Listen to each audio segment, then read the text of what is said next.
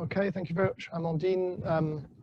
We'd arranged that I would give a bit of an intro to the beginnings of the paper, and then Nathalie will discuss the more empirical part of the paper. So there is a slight, there are a couple of caveats that we want to give as ever. One is that we have a slight change in the title, which I suppose reflects our thinking. The one that we uploaded, with a parliamentary sovereignty, question mark, redefining political authority through the UK's exit from the European Union. So that gives you a flavour of where we're going with the argument, I suppose, which is similar to this notion of a test of sovereignty.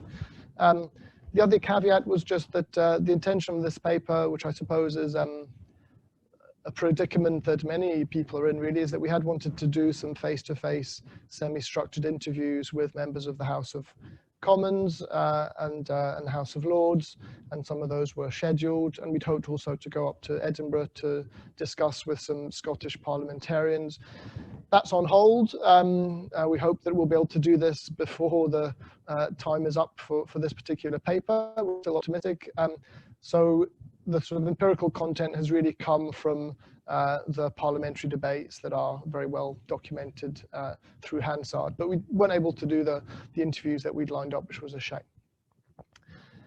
I suppose the starting point for this paper in many ways is something which has already really come up, I think, in Chris's paper yesterday around Brexit, is that if we were to frame Brexit as uniquely a struggle between the national state, the national British state, and supranational pan-European institutions, then we'd probably be hard-pressed to explain the degree of internal polarization and drama that Brexit has been sort of draped in ever since the referendum a few years ago. The only way I think that we can really get a sense of why it's been so divisive and why it's posed so many problems for the functioning of the British political system is that actually many of the divisions are really internal to British politics itself, and are not so much in the relations with the EU.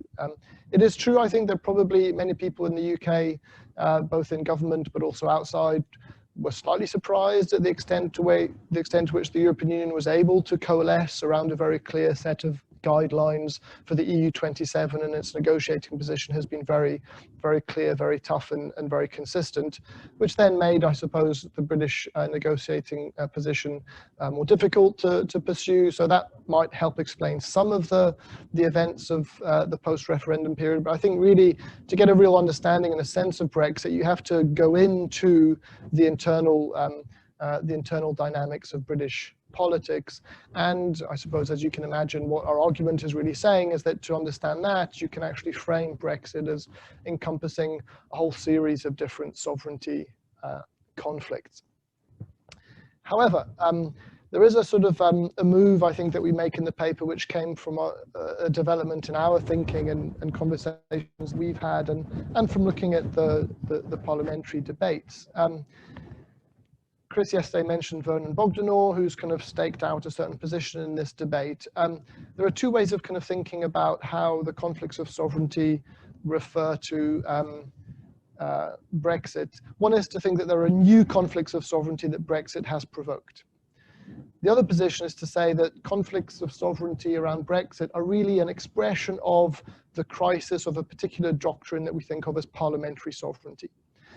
Now, I know that some of the writings, such as Vernon's, and also there's a few pieces written by one of Paul's former colleagues, Ross McKibben, around the political fallout of Brexit, really frames things in terms of these new conflicts between the people, say, versus the parliament, or the courts versus the executive, new conflicts of sovereignty. In the paper, we tend very much towards the latter view, which is actually, we're not really thinking in terms of these new conflicts of sovereignty. We're thinking of this sort of internal crisis in the doctrine of parliamentary sovereignty itself. And this, I think, goes to what Chris was saying about whether the British political system can survive, if you like, the expectations and the demands of Brexit.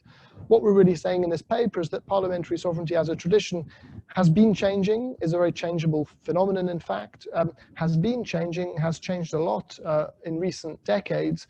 And what Brexit is doing is bringing out some of these changes, but we haven't really transitioned to some sort of new constitutionally ordered or accepted sovereignty regime. We are still in the shadow of parliamentary sovereignty. And so I sort of thought of this, and I know this is not a very original claim, but we sort of have this notion of a Gramscian interregnum, which is that the old idea of parliamentary sovereignty has not, has in some way sort of is withering, but the new has not yet been born. And that sort of better understands the dynamics around Brexit than thinking in terms of these new sovereignty claims.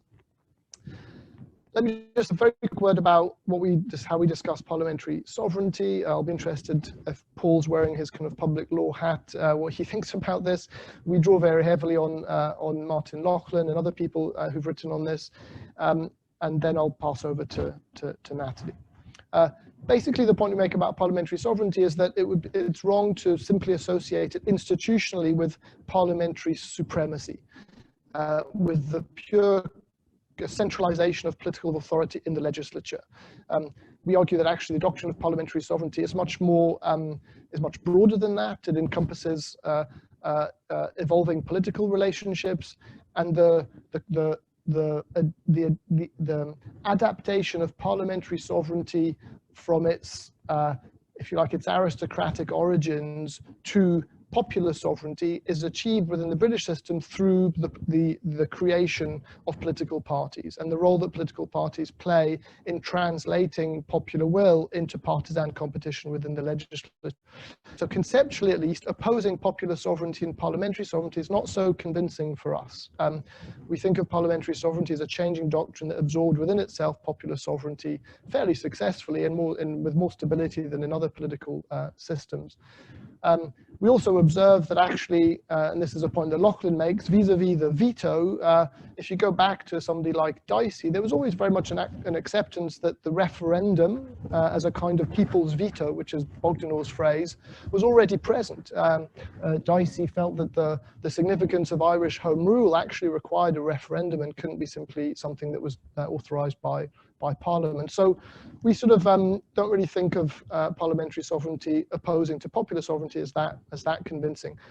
This, I think, is what helps us understand some of the sovereignty conflicts in the Brexit era, the sort of the post-2016 era, better.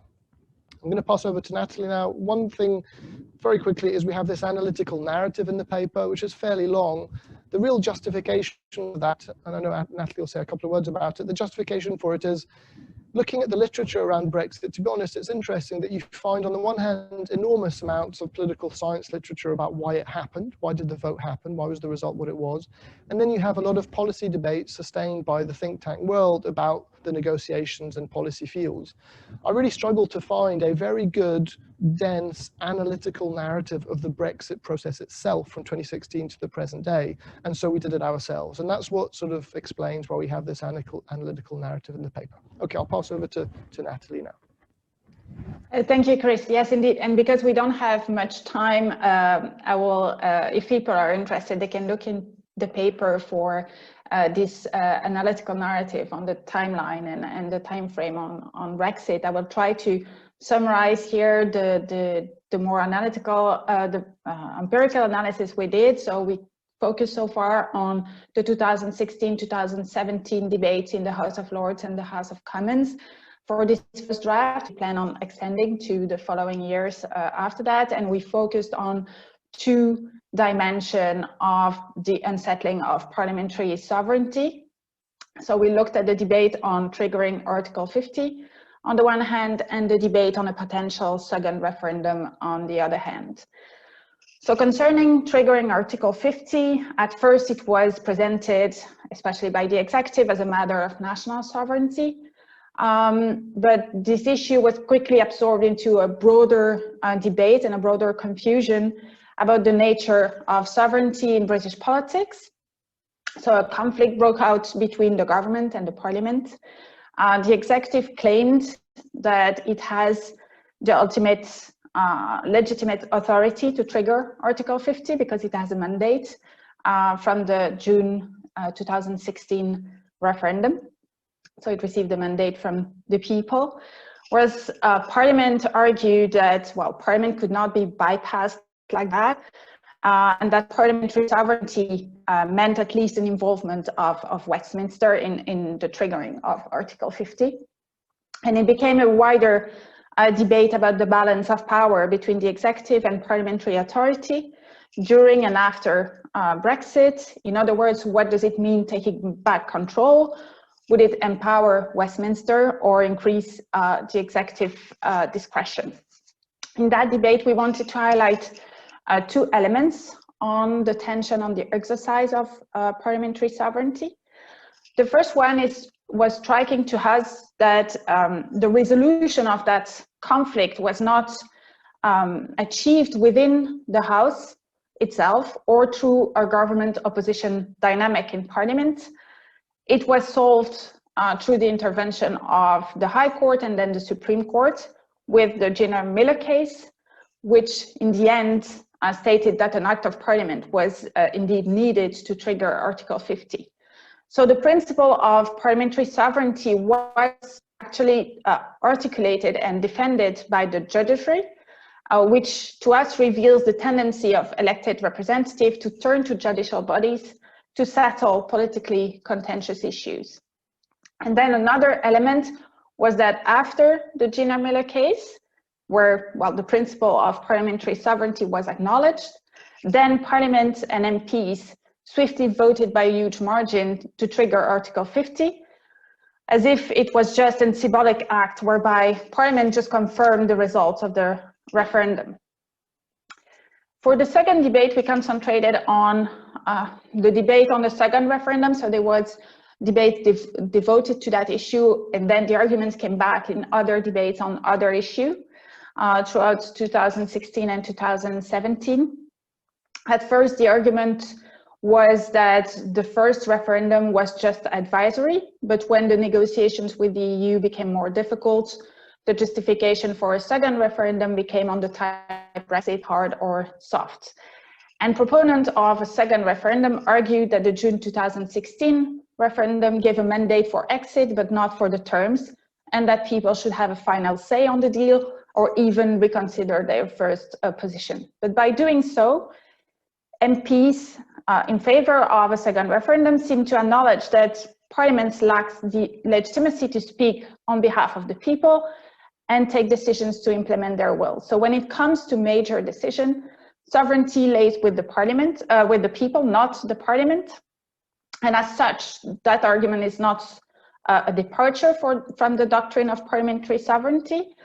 But here, Parliament seems unable to translate the results of the referendum into an exit strategy for the UK. So there is a fundamental lack of authority within Parliament to act upon the result of the referendum. And one of the most significant dimensions of this debate for us was how MPs struggle with acting as sovereign. So in the debate, it was often made clear that MPs needed to make sure that what people wanted, but actually MPs seemed trapped, unable to agree that they should return to the people for a second referendum, and unable to agree on a specific version of Brexit to move forward with Brexit. And as for the Article 50 debate and the Supreme Court decision, we find that the language of parliamentary sovereignty was often used to defend actions that seem at the same time to run counter this idea of parliamentary sovereignty. So to conclude briefly, so as Chris explained, we wanted with this paper to analyze the post-Brexit debates from the angle of a crisis of the doctrine of parliamentary sovereignty. Brexit was not the cause of this crisis, but exacerbated it in a dramatic way. And conflicts in Brexit's debate are due to long-standing difficulty of Westminster to assert its sovereignty. And while sovereignty and the Parliament were central in the Brexit and the post-Brexit debates, Brexit has actually exposed the contradiction and tensions within the tradition of parliamentary sovereignty. Thank you.